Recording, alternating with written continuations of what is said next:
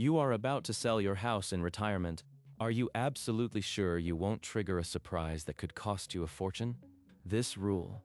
It's either the best thing that ever happened to you, or it could quietly raise your Medicare premiums for an entire year, 2 years down the line. Most people don't see it coming. I am going to show you exactly how it works and the few critical steps you need to take before you sign anything. Let's get into it. This is Section 121 of the Tax Code. Exclude up to $250,000 of home sale gain, $500,000 if married. But excess profit can trigger a Medicare surcharge called IRMAA 2 years later. It can cost you thousands. Before you list, I'll show you exactly how it happens. Let's start with the number itself, $250,000. If you are single, that's the maximum profit you can exclude from your home sale without a single dollar of it showing up as income on your tax return. If you are married and filed jointly, the number doubles to $500,000. Those limits were set in 1997. They have not moved a single inch since, not for inflation, not for anything. In 1997, the median home price in the United States was around $120,000. Today, it's well over $400,000. That means every year, more and more retirees sail right past these thresholds without even realizing they've entered dangerous water. You bought your house decades ago for, let's say, $150,000. Now it's worth $700,000. You are sitting on a $550,000 gain. For a single person, after the exclusion, $300,000 of that is now taxable capital gain. And here is the part nobody tells you. That gain doesn't just get taxed at the capital gains rate. It flows directly into something called your modified adjusted gross income.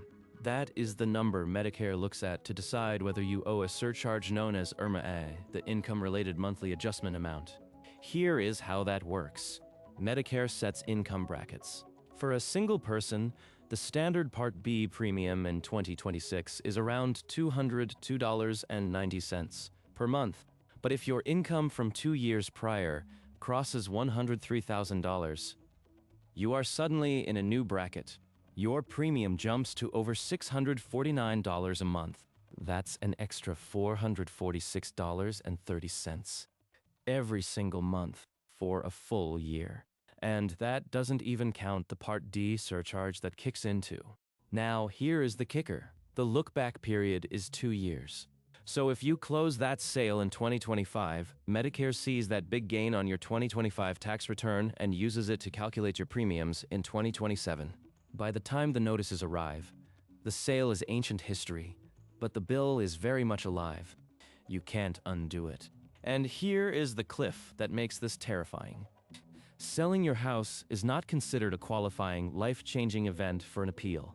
You can't just tell Medicare it was a one-time thing and get the surcharge waived. It sticks. So what separates someone who sells their home and walks away clean from someone who gets blindsided 2 years later? That is what I am about to lay out for you. Stay with me. Let me walk you through a real scenario. And I want you to pay very close attention to the numbers, because this is where the trapdoor opens. Imagine a single woman named Linda. Linda bought her home in 1993 for $120,000. It's now worth $650,000. She's retiring, ready to downsize. She's been hearing for years that you don't pay tax on your home sale profit, so she assumes she's fine. She lists the house, sells it, and walks away with a $530,000 gain.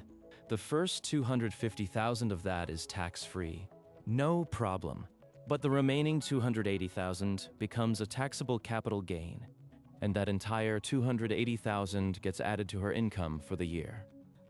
Now, before the sale, Linda's income was just her pension and Social Security, maybe some IRA withdrawals. She was sitting at around $95,000 in modified adjusted gross income.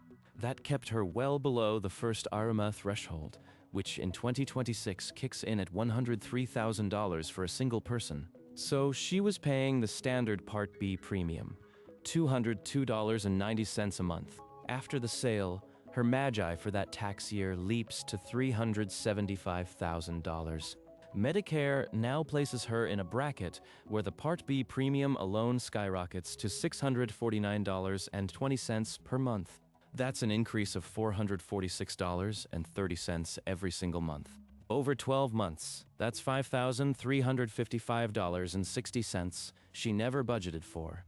And we haven't even talked about Part D yet. For prescription drug coverage, the surcharge adds another $83.30 per month. That's another $1,000 in a year.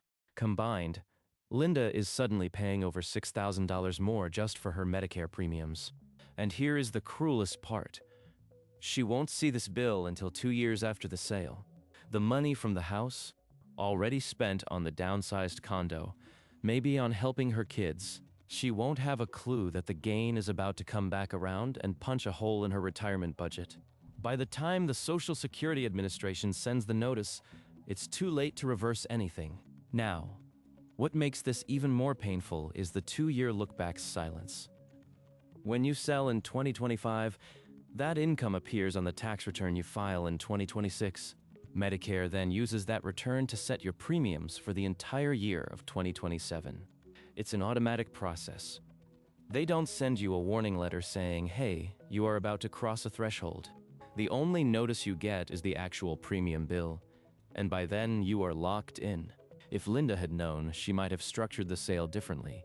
Maybe spread the gain, maybe sold before turning 63, maybe used a trust. But she didn't know, and most people don't. Because everyone talks about the exclusion, but nobody talks about what happens when the gain spills over. But here is the thing. It's not just Linda. The thresholds that trigger this nightmare have never been indexed for inflation. In 1997, Congress set the $250,000 and $500,000 limits, and they thought that's generous enough. But in 2025, a $250,000 gain is not what it used to be. In many parts of California, New York, Washington, Colorado, the average home has appreciated far beyond that.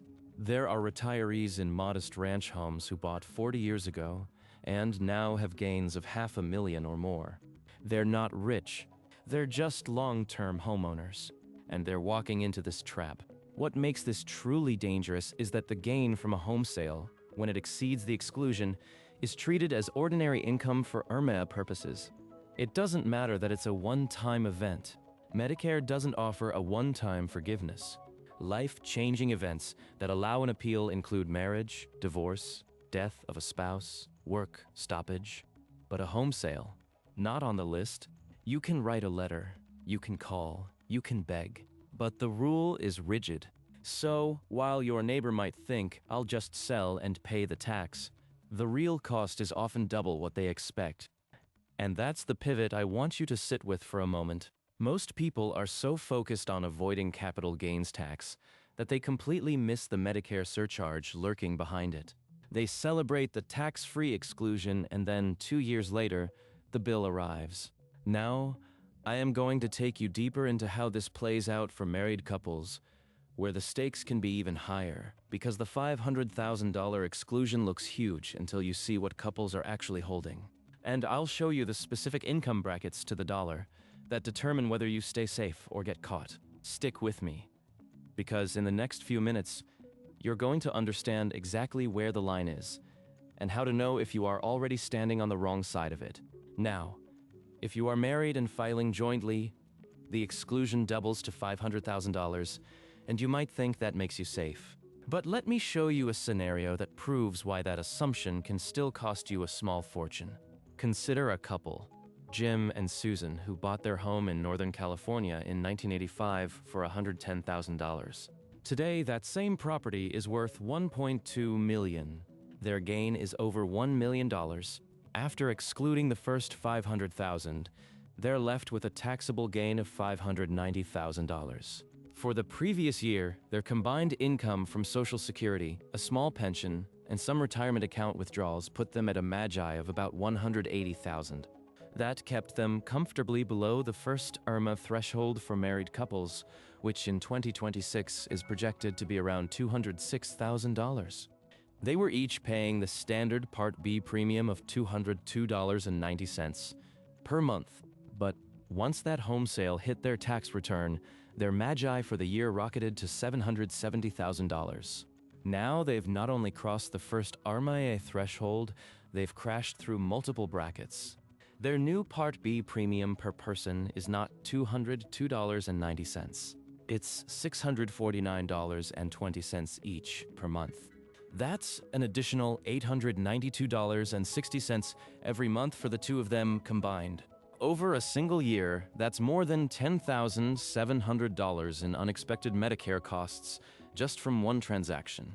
And that's before the Part D surcharge, which adds another $166.60 per month for the two of them, pushing the total annual penalty above $12,700. But here's the part that makes this so vicious. The IRMAA thresholds are a cliff, not a gradual slope. If your modified adjusted gross income comes in at $206,001, you pay the exact same surcharge as someone at $258,000. One single dollar over the line, and you owe the full extra premium. So think about that $1,000,000 home sale. Even if Jim and Susan's gain had been just barely over the $500,000 exclusion, say $501,000, that extra $1,000 of taxable gain could shove them from no surcharge straight into a bracket that costs thousands. There is no partial penalty. You jump the cliff and you pay the full price.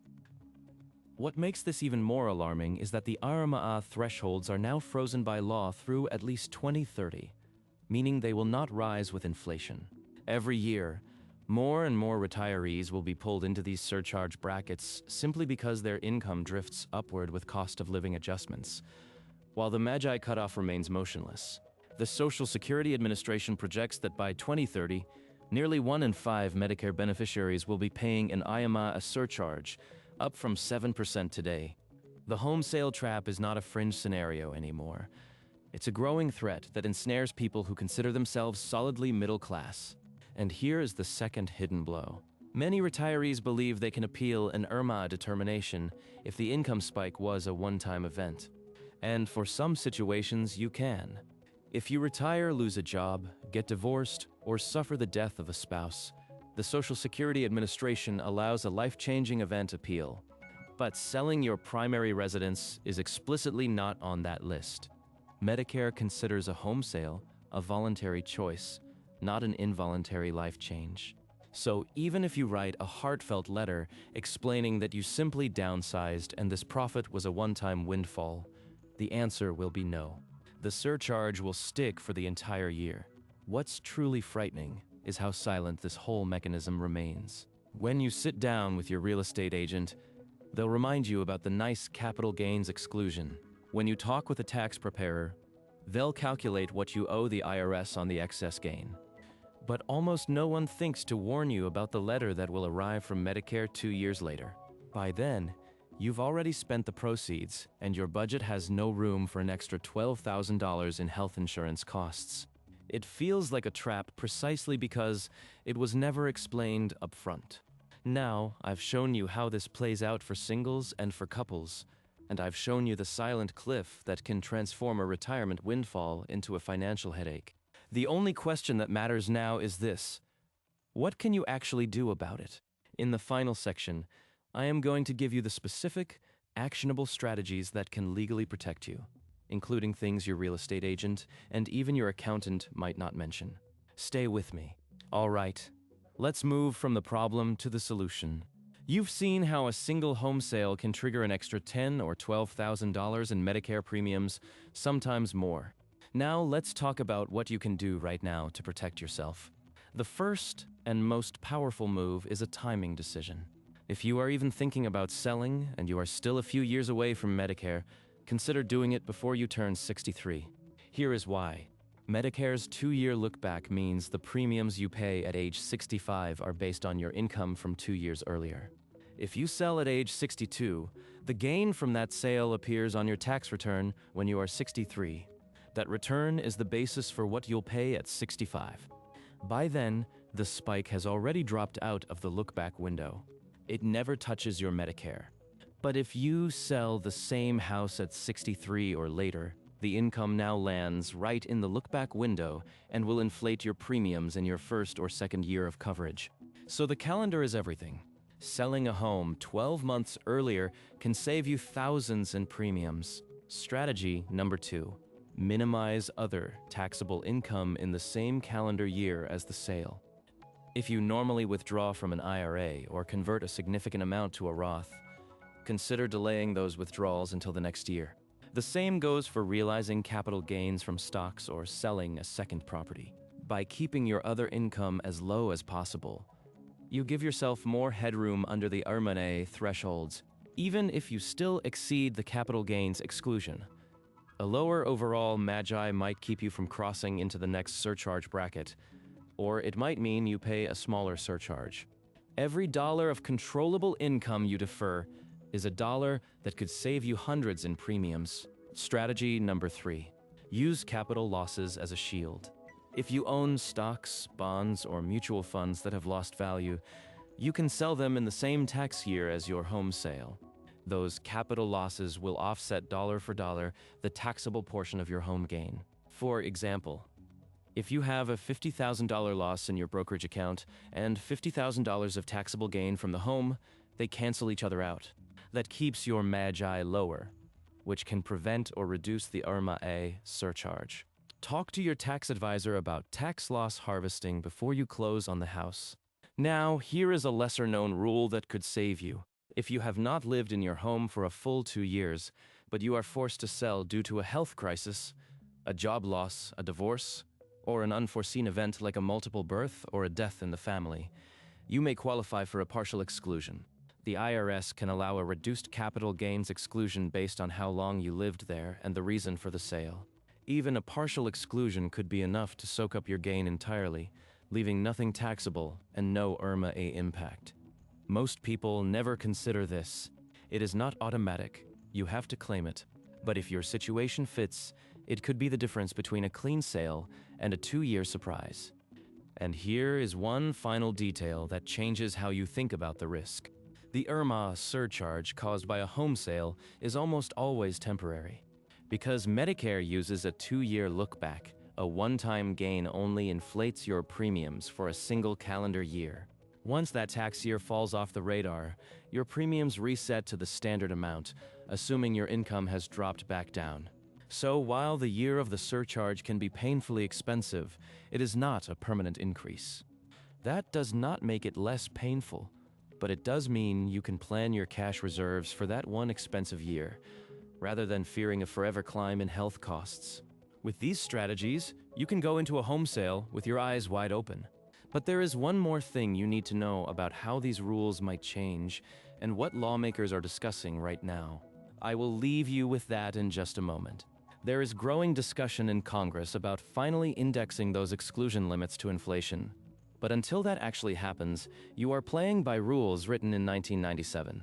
The dollar amounts are fixed, while home values keep climbing, which means the risk is only getting bigger every year. So the real shield is not a new law. It is awareness combined with careful timing and planning. The larger lesson here is about how retirement income streams interact in ways most people never consider. A single lump sum from selling a home you lived in for 30 years can echo through your finances for multiple years. The tax rule is only the front door. The Medicare surcharge is the back door, and it opens silently.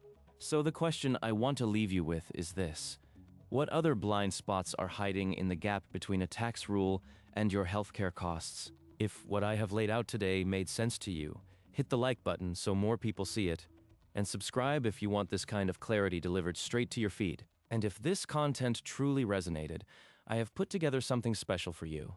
Check the link in the first pinned comment below. It is designed to help you see around corners like these, so you keep more of what you built. See you in the next one.